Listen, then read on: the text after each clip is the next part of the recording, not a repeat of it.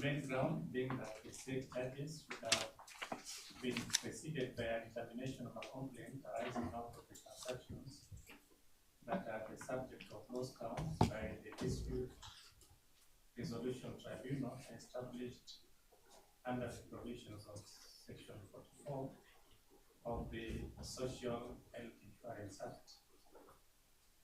The submissions by all sides have been made this afternoon before this court, and therefore, with respect, I will not reproduce the same in this point.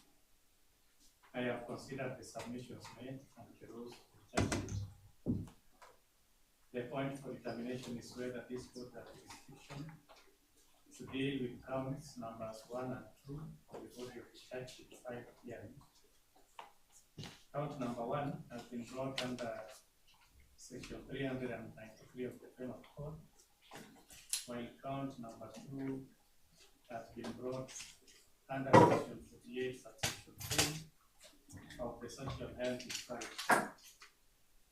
Section 48, subsection 3 of the Social Health Insurance Act provides that any person who, for the purpose of obtaining the payment of any benefit under this Act, knowingly makes any false statement, whether orally or in writing, commits an offense, and is liable on conviction to a fine not exceeding 1 million shillings, or to imprisonment for a term not exceeding 60 months, or to both. End of quote.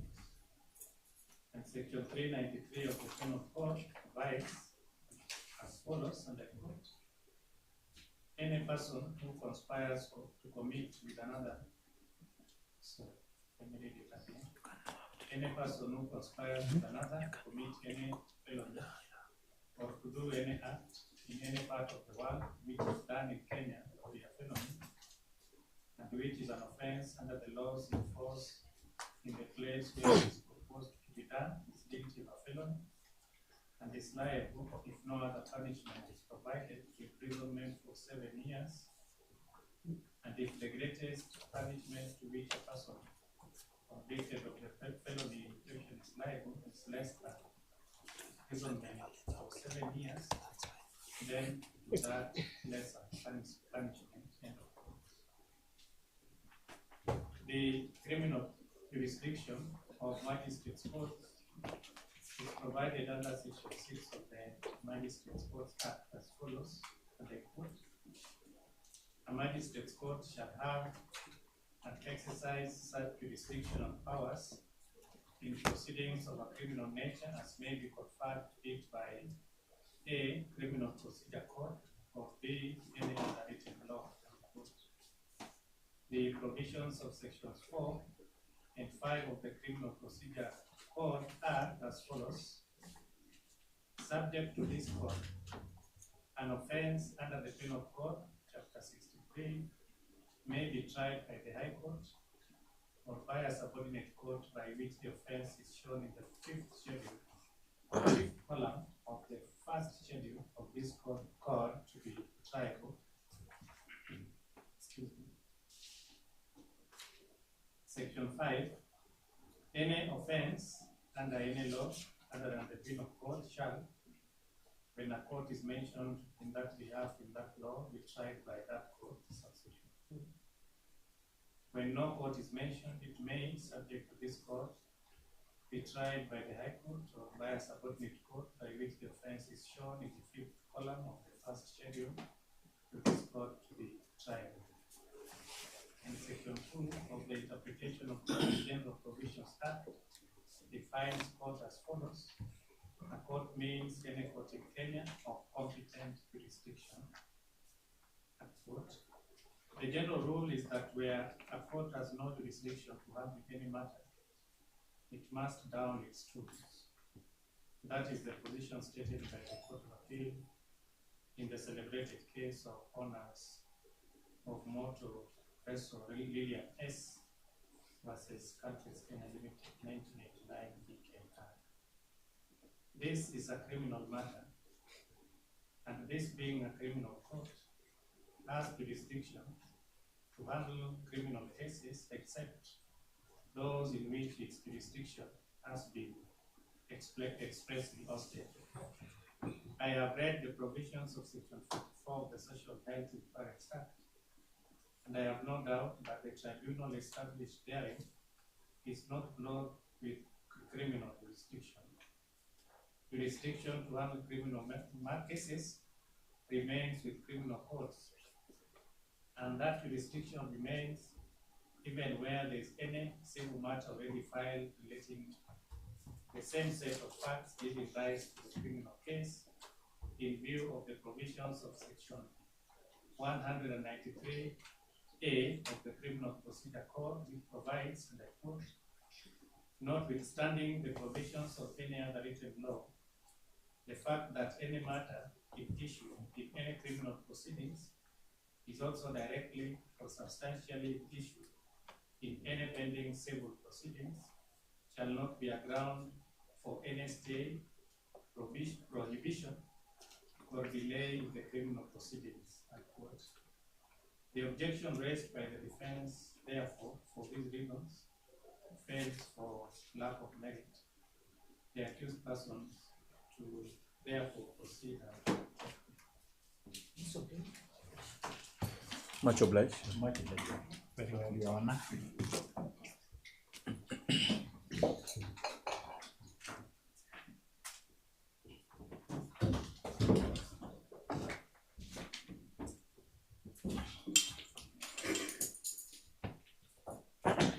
Patrick Kimotana, Richard Kirui B, Stephen Okinyo John, Justin Baraka, Pauline Wanjiru, Naida Mberi have been charged with conspiracy to commit a felony contrary to Section 292 of the Penal Code.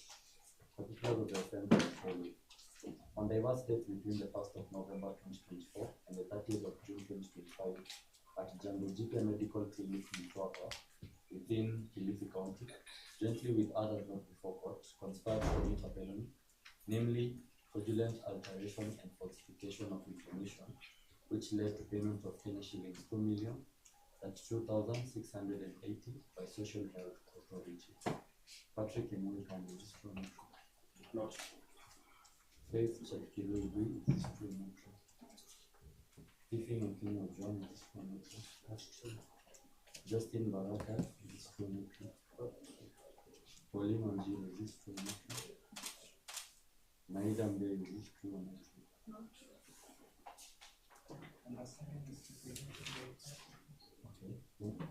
Jambo GP Medical Clinic is from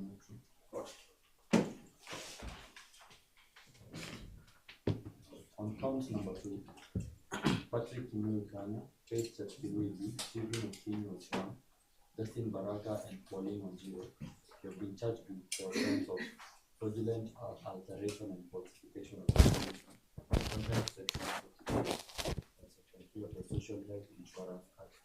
Particulars of the offense are as follows. On diverse dates between the 1st of November 2024 and the 30th of June 2025 at Jambo GP Medical Clinic in Tuapa Town, Kilifi County, jointly with others not before court, being a healthcare provider and staff, knowingly and fraudulently altered and falsified information in medical claim forms by inserting or signing patient details, including purported patient signatures, in order to misrepresent that the patients had consented to or admitted at the facility in order to defraud the Social Health Authority and obtain benefits not lawfully due under the Social Health Insurance Act. Patrick Kimotana, this one not true. Faith Chakilui is not true. Stephen Okinyo is not true. Justin Baraka is not true. Pauline Wanjiru is not true. In count number 3, Patrick Kimotana and Faith Chakilui have been charged with the offense of acquisition of proceeds of crime, contrary to Section 4 of Section 8, as well as Section 16 of Section 1 of the Procedural of Crime and Anti-Money Laundering Act of 2009. Particulars of the offense. On diverse dates between the 1st of November 2024 and the 30th of June 2025 within the Republic of Kenya, knowingly acquired Kenya shillings 2,2,680 through family bank account number 005 0000800953 from Social Health Authority, being procedural crime, and having reason to believe that the said funds were delivered from unlawful activities. Patrick Kimilvan, is this true or not true? Not true. Faith Chapkiribi, is this true or not true? In count number 4, Patrick Kimilvan and Faith Chapkiribi, you have been charged with use of procedural crime, contrary to section 4, subsection B, after section 2, subsection 1 of the procedural crime, and Anti-Money Laundering Act number 9 of 2009. Particulars of the offence are as follows. On the diverse dates between the 1st of November 2024 and the 30th of June 2025, within the Republic of Kenya, used emission is 2,32,602 through family bank account number 005 0000 80953 by withdrawing through M-Pesa number 0724 950 263, being procedural crime, having reason to believe that the said funds were derived from unlawful activities. That's what the new kind of this one.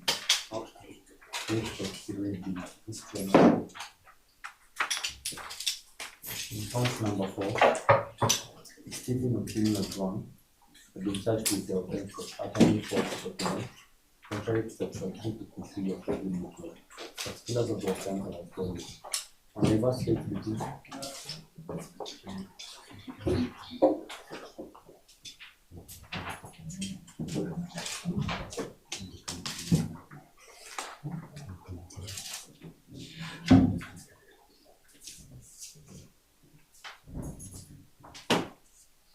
particulars of the offence are as follows. On the verse date between the 1st of November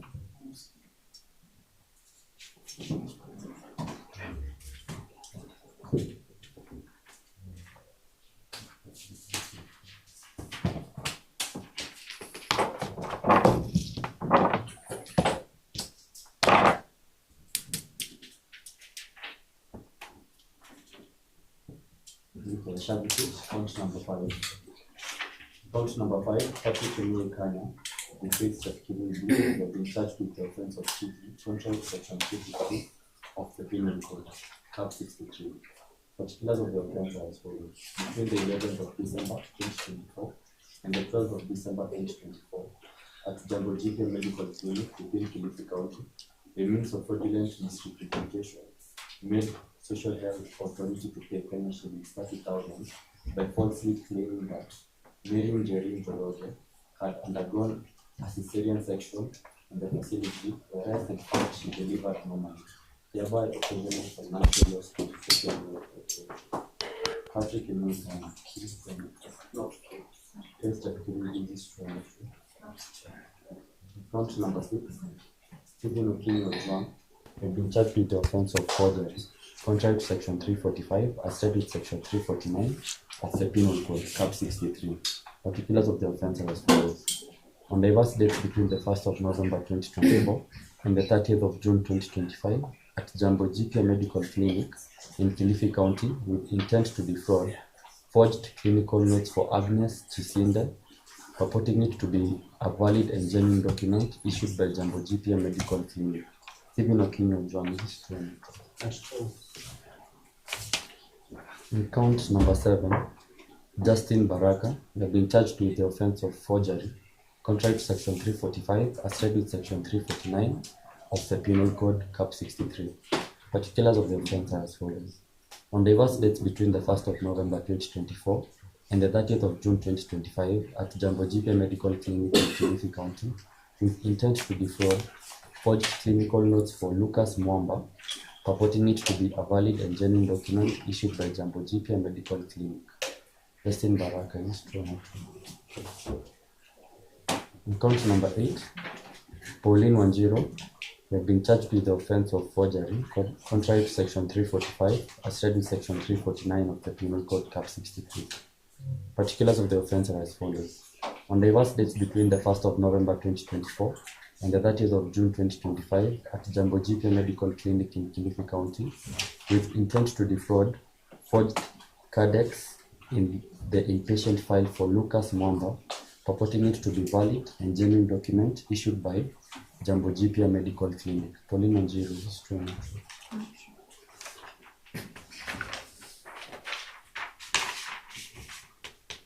In count number 9, Stephen Okinyo John will be charged with the offense of uttering false documents, contrary to section 353 of the Penal Code.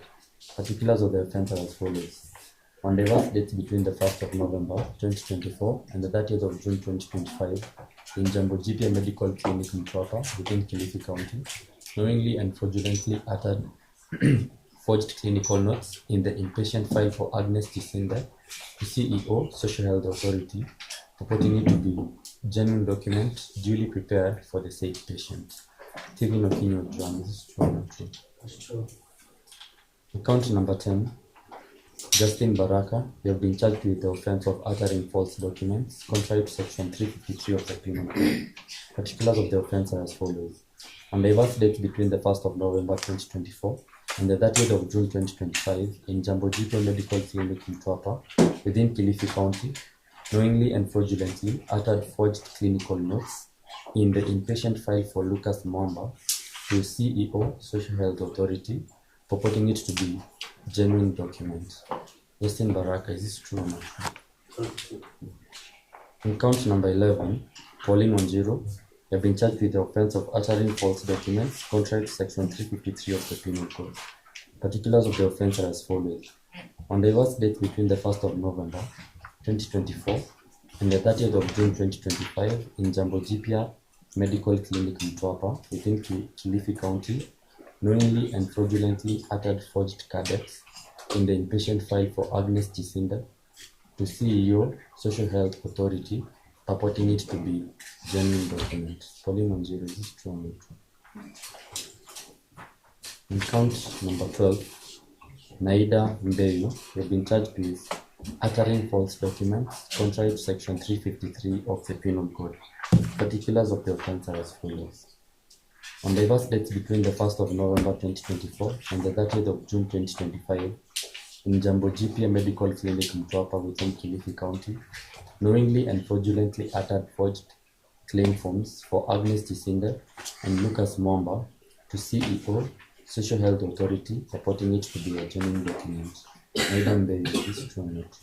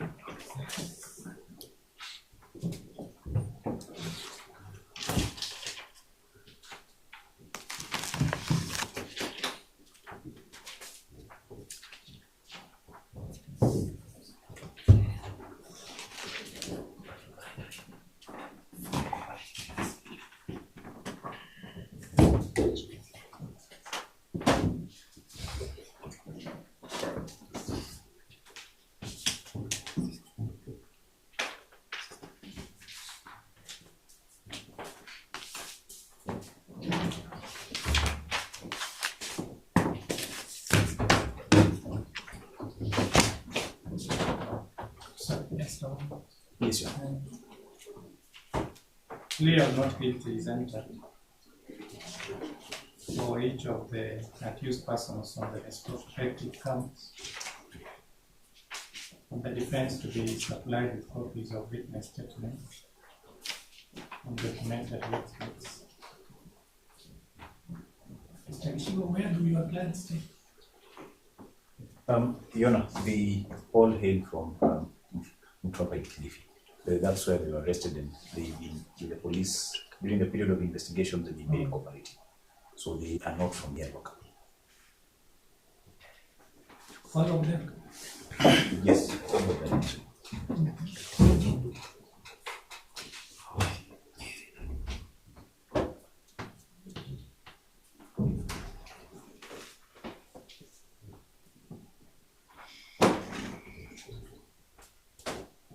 The suspect clarification one.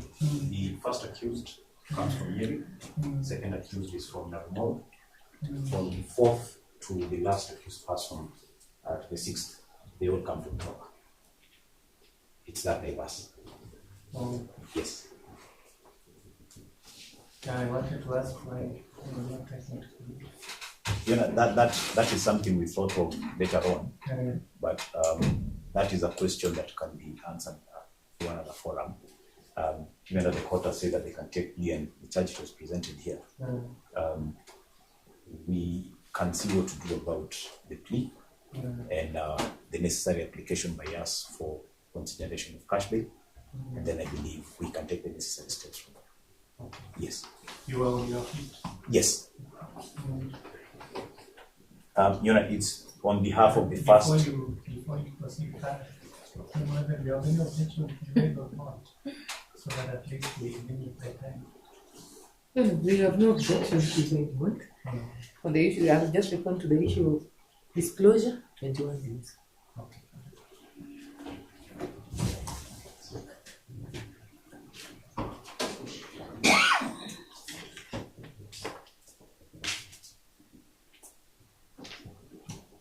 Traditional, and if your colleague has no objection, you need to apply. No, it's only to ask. Yes, it's only to ask the court to be very lenient with regard to the terms to be set by the court.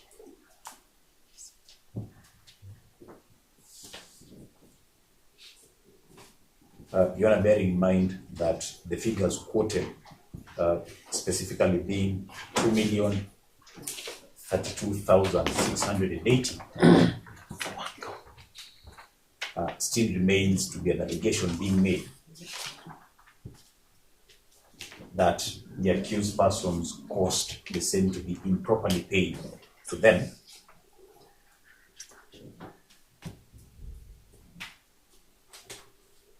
We will ask the court to be very lenient in the terms.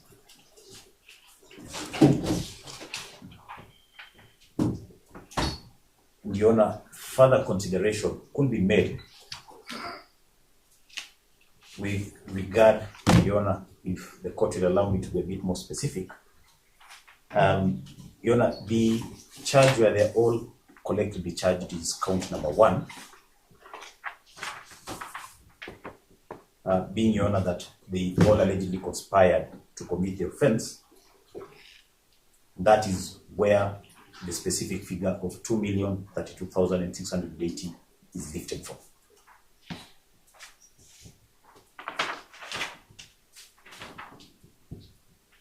Your Honor, for accused number 3, accused number 4, and I will be making that argument on behalf of Ms. Ochola if she permits me.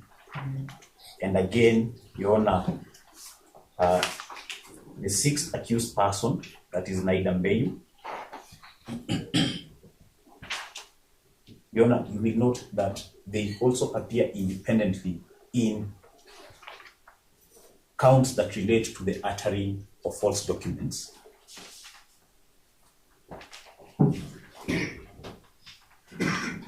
Your Honor, on a wild speculation, I don't think that one set of documents is what could amount to the whole sum of the 2,032,680.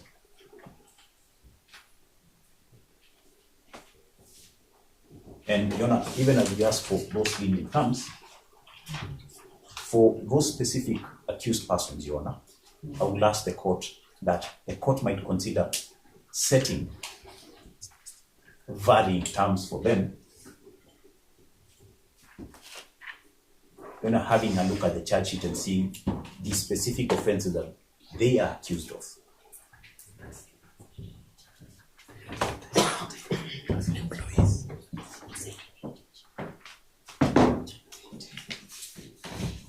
As I've indicated, the accused persons, all of them, have been very cooperative with the police.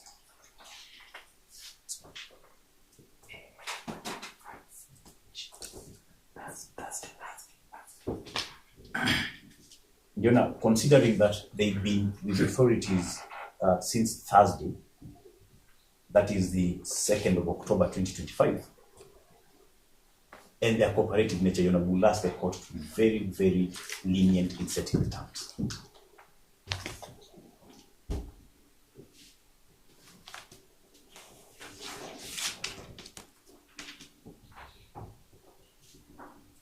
Your Honor, they do commit, just as they've been very cooperative with the police, they do commit to be appearing in court when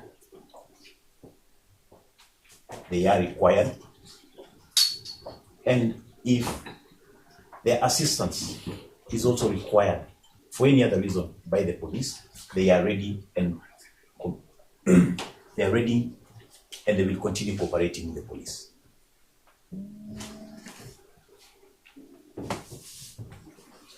That is all, Your Honor.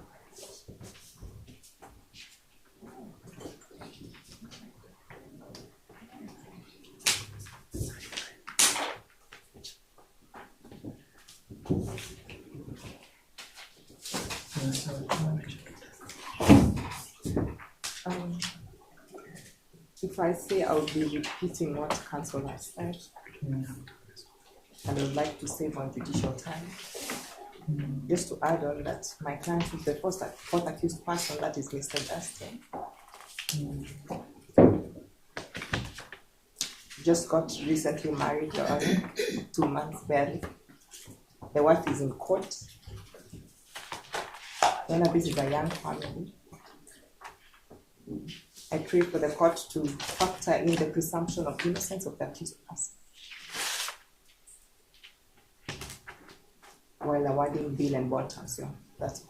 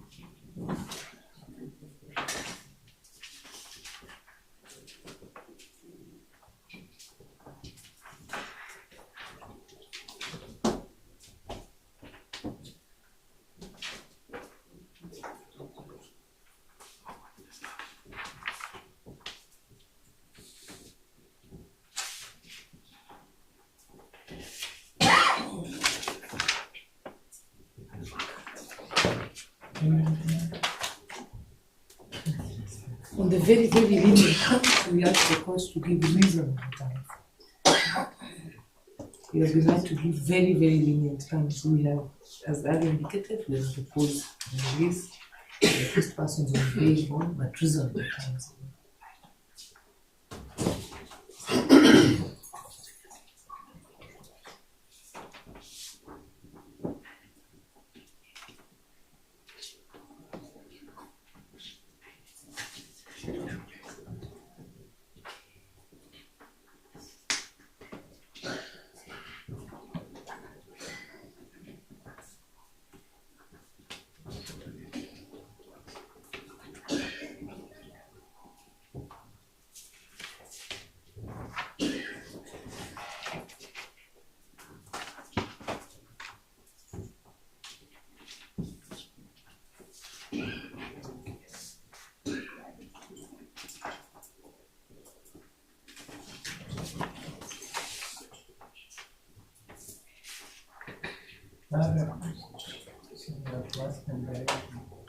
Unafanya kazi gani hapo?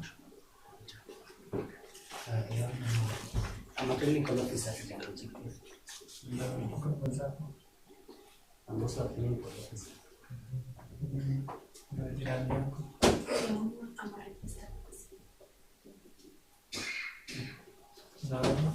Front desk. receptionist.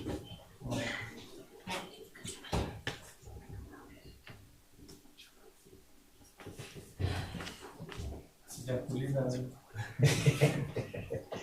Wewe unafanya kazi gani? The director. You work with all of them. Yeah. And you, madam?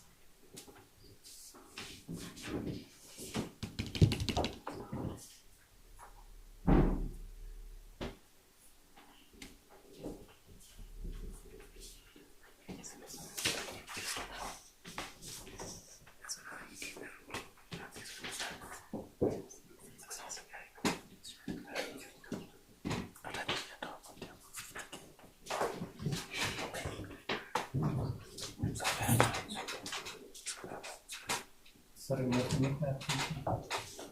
So a cash bail of $500,000 will be reasonable for both of you. Any director of hospital.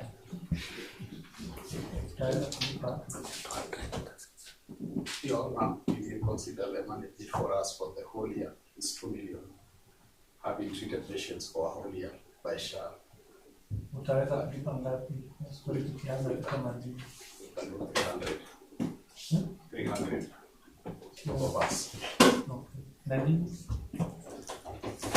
Nani haraka? Ukipea cash bill ya 200 mtalipa. Ufanye kesi mkitoka pia.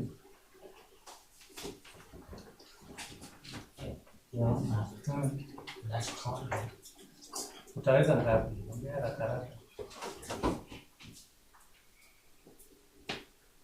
I don't know if the court can be lenient enough maybe to give us something like 15,000. Yes.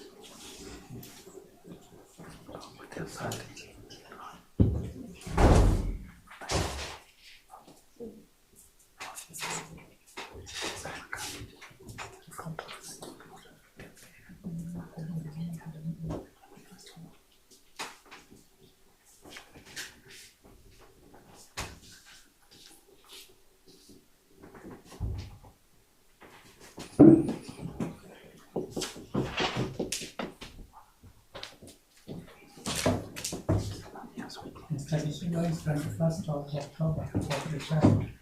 1st of October. 21st.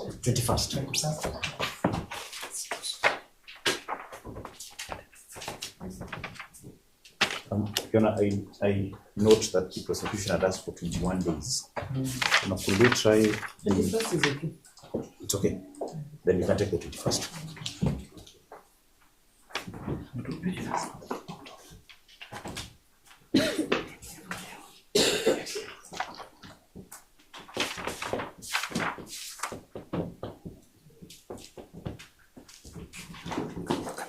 So in case you'll be moving to High Court receipt transfer, you will have done the necessary by then. Yes, we will have.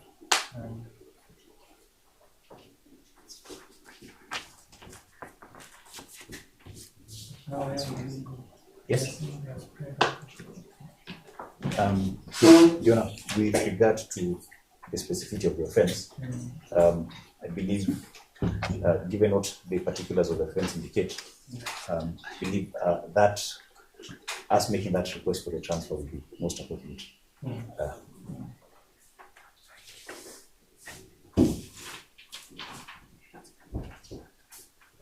If I allow us to transfer, we have transfer today. I have considered the submissions made by the council. The accused persons all enjoy presumption of innocence, though the nature of charges is consideration in determining reasonableness of federal response.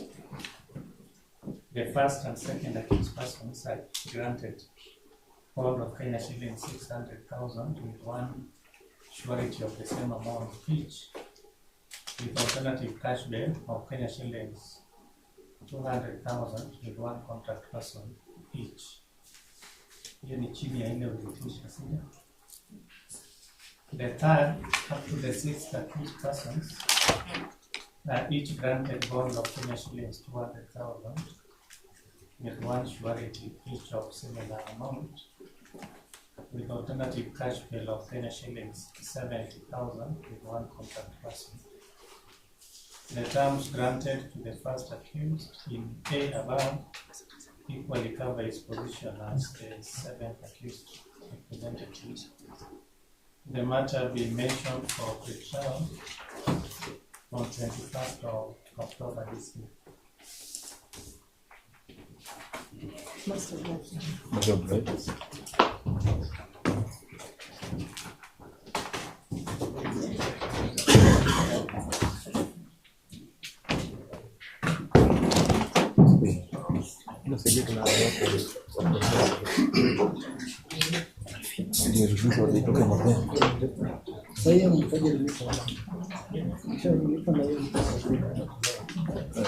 Criminal case number E515. Only maintain silence.